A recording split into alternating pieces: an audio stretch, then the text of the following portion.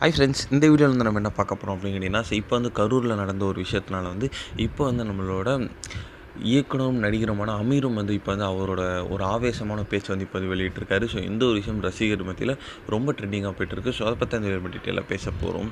நேற்று வந்து கரூரில் நடைபெற்ற தாவேகா கட்சியோட பிரச்சாரத்தின் போது கிட்டத்தட்ட வந்து கூட்ட நெரிசலால் கிட்டத்தட்ட 39 பேர் வந்து உயிரிழந்திருக்காங்க அப்படின்னு வந்து ரொம்ப ரொம்ப ஒரு அதிர்ச்சியான ஒரு துயரமான சம்பவம் வந்து நடந்திருக்கு நம்ம தமிழ்நாட்டில்.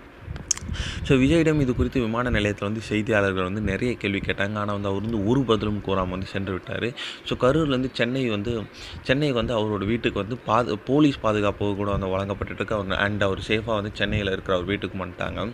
ஸோ 15க்கும் மேற்பட்ட போலீஸ் வந்து விஜய் வீட்டில் வந்து பாதுகாப்பாக இருக்கிறாங்க. ஸோ பாதுகாப்புக்கு இருக்கிறாங்க அப்படின்னு இப்போ நியூஸ் கிடச்சிருக்கு. இந்த சம்பவத்தை தொடர்ந்து அரசியல் தலைவர்கள், சினிமா பிரபலங்கள் அப்படின்றது நிறைய பேர் வந்து அவங்களோட இரங்கல் மற்றும் கண்டனத்தை தெரிவிச்சிட்ருக்காங்க.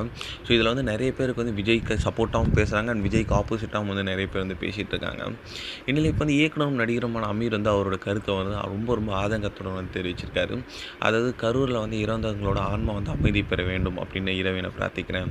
எப்போ தான் தனியும் இந்த சினிமா மோகம், உங்களோட அரசியல் விளையாட்டுக்கு இந்த அப்பாவி குழந்தைகள் வந்து பலியா அப்படின்றது கேள்வி வந்து நம்மளோட தளபதி விஜய் கிட்ட வந்து கேட்டிருக்காங்க. ஸோ என்ன ஒரு விஷயம் நடக்க போகுது அப்படின்னு வெயிட் பண்ணி தான் பார்க்கணும். இந்த ஒரு விஷயம் பெருசாக வந்து தமிழ்நாட்டில் வெடிச்சிக்கிட்டு இருக்கு.